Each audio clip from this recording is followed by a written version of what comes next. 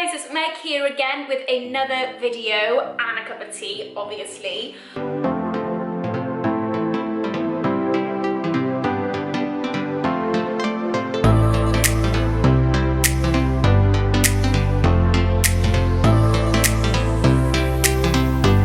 I just wanted to discuss today ways to find your passion or trying to figure out what you're good at. So the reason I got the idea to do this video is because I didn't really know what my passion was for a long time, and I just wanted to let people know that it's okay to not know what you're doing in life. Like, I'm in my late 20s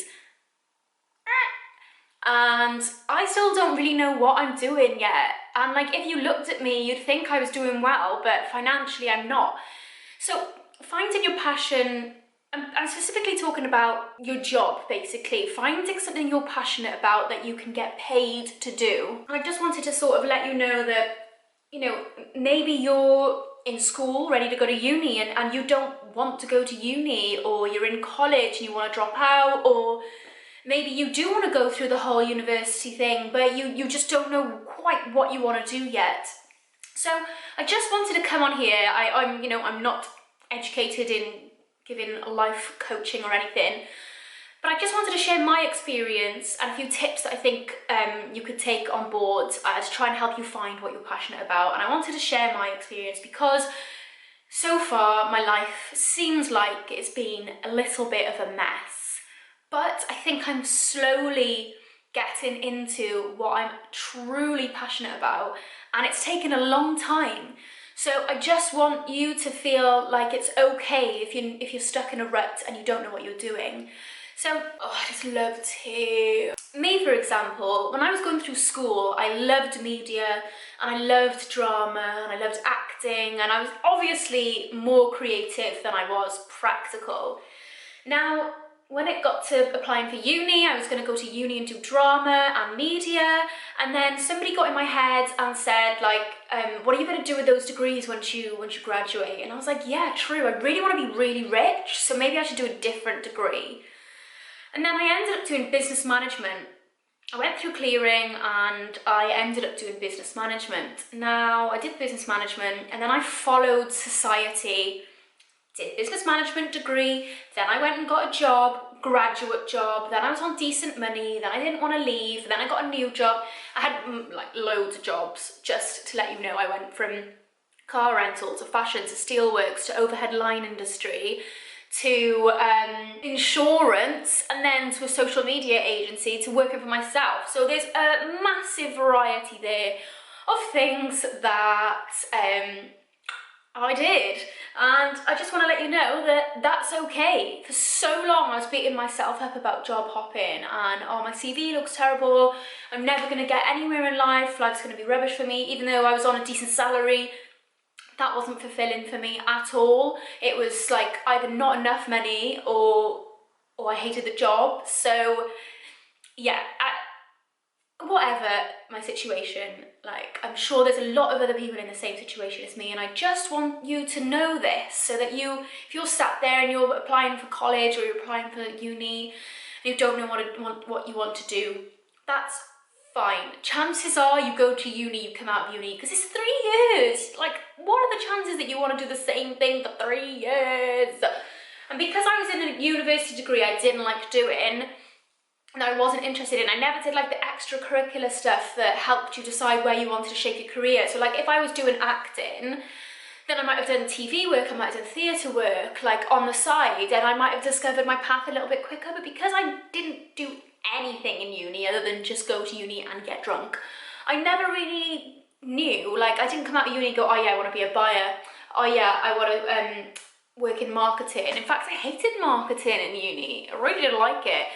But yeah, but it's okay. So now I've quit and I work for myself and I'm skint. But guess what? I'm happy, and I think I'm on the right path to finding like I think I found my passion. It's just trying to monetize it now to be able to pay my bills. So that was my first point. I don't need to feel bad if you don't really know what you're doing and you're a bit stuck. So why don't we try and go through some of these lists and see if maybe you could do some of these and see if you can sort of find like where your passion is and see if the possibility of monetizing that is possible. So then when you go into uni and go into college, you can keep that in mind, because you know it's your passion, so you won't feel like you've worked a day in your life if you're doing something you're passionate about. And if you bite this in the ass and get it early on, then you'll save yourself a lot of grief that I've been through. So obviously the first one I've written down here is like, ask yourself, what do I enjoy doing? Write them down, maybe on a list, and just think, right, could I do that for 8 hours a day, every day? Do I like it that much? Because like there was stuff that I like doing. I like doing social media and I like doing Instagram. And then when it came to actually doing that for a job, I decided I actually don't like doing this for a job. I liked doing it for me, and I thought I was passionate about it, but when it comes to doing it for other people, I wasn't interested in it. So like that's another one I can cross off my list. But so that's why I think it's important to ask yourself what you love doing, and then think, could I really do this for 8 hours a day, every day? So a passion that I found recently, which, you know, it's taken me a while to get the confidence to do stuff like this, but I love making YouTube videos and I absolutely love giving advice. I just love it. And like, I truly believe I could do this for 10 hours a day, every weekend. Literally, I think I could do this all day, every day. Something I'm passionate about. I love speaking, I love talking, and you know what, sometimes I like being on my own. It's just like nice to chill and have the house to yourself, and yeah, and I get to do all of this in my own time. I don't have to be in any country or, you know, in any office. So I'm really finding that this is maybe what I was supposed to do. Remember when I said that I was going to go to uni and do media and drama? This is kind of like 2020's version of media and drama. So definitely ask yourself what you enjoy doing, and if you could envision yourself doing that for 8 hours a day, every day, because there is a fine line between a hobby and then obviously getting paid to do stuff. Maybe find something that you've obviously something that you love, but maybe something that you didn't realise you love. Like, what do you spend a lot of time doing? Like, some people might bake a lot, cook a lot. They might not realise that they enjoy doing that, but they might. So yeah, just something that you read about. So I read a lot about like mental health and motivation and the mind and the brain. And I'm starting to realise that I really do enjoy helping people, as well as obviously making videos and stuff. And I enjoy learning about the brain. It just fascinates me on how psychology works and things like that. So I love doing that. What do you like reading about? Maybe think, could you make a job out of what you enjoy reading about? And then number 3, I've got brainstorm, which is kind of the other 2 points. But yeah, just get a big bit of paper, or just a small bit of paper, and just write down loads of stuff that you think you would like doing. I've got ask around. So sometimes you think you're going to enjoy something, but when you actually get to doing it, you actually don't enjoy it. So when I worked in the fashion industry, I thought I would love to be in fashion. That is 100% a job for me. You know, I love fashion, love clothes, love textures, buttons, everything. I used to sew, loved it. But when it actually came to doing the job that I was in fashion, I really didn't like it. It was a bit too long-winded, there was a bit too much admin. So maybe if I just asked someone who was doing that job before I went into it, do you like it, and seen what their opinion was, maybe it would have saved me a whole job hop. So definitely ask around. And with stuff like LinkedIn today, you can easily, you'll be surprised how many people are willing to help you. If you go on LinkedIn, message somebody, you'd be surprised how many people are willing to help you and give their advice. And then I've got give it a try. So a bit like asking people, maybe do some work experience, or ask someone you know that does that job and see if you can go along for a day and have a look what it's all about.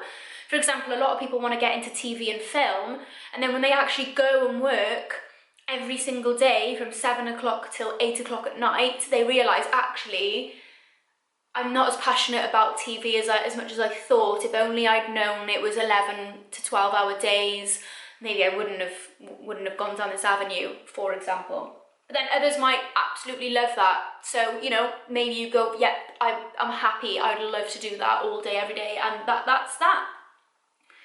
So my next one is, yeah, do as much research as possible. And then that goes back to the LinkedIn, really. Like, maybe ask people, maybe, you know, we're so lucky that we've got the internet today. You can go on forums, find like Facebook groups or stuff like that. Any career that you think you want, do as much research as possible. Maybe go on like Glassdoor and see if there's any people doing the job that you want to do who have left reviews about their job.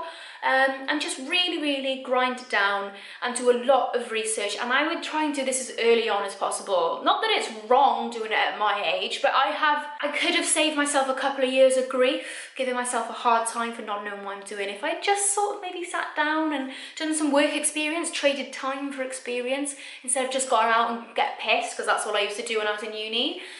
So yeah, I think it's definitely important for you to think about this. Maybe if you were in college or uni, or even if you're older than me, you want a career change, just do these practices as well. Like, try stuff, get work experience, speak to people, Google things. Like, we're so lucky, again, to have this digital age where we are readily available to a lot of information at a click of a finger.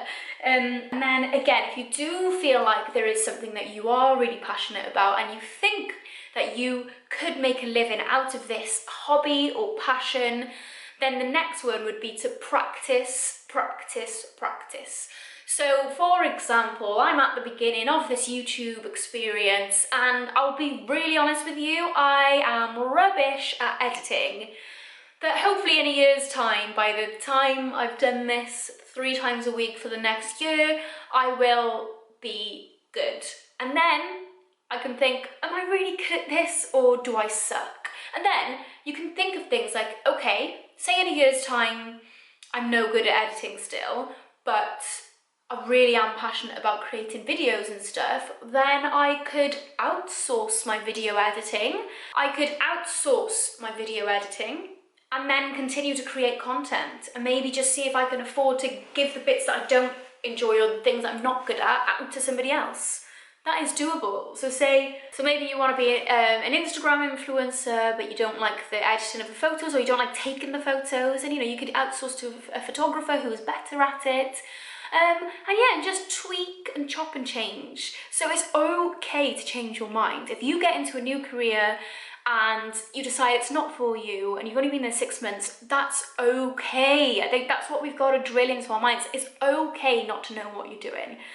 And it's better to have tried something and pushed yourself out of your comfort zone than to stay in a job and act safe when you're miserable, and all you need to do is just push yourself, push the boat out, get out of your comfort zone. Comfort zones are where your dreams go to die, okay?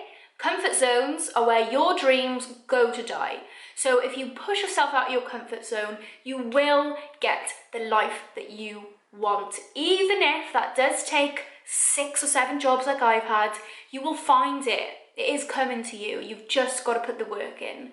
So I'm going to leave that video there because my tea's getting cold. And I hope you had a little bit of value from this. I know some of the things I'm saying may be quite obvious, but sometimes you just need someone to tell it to you before you actually think about doing it. So I'll leave that here, and I hope that I could be an inspiration to some of you with how weird my last 7 years of employment, my last 5 years of employment have been. And I'm still not quite there, but I'm trying to find my passion.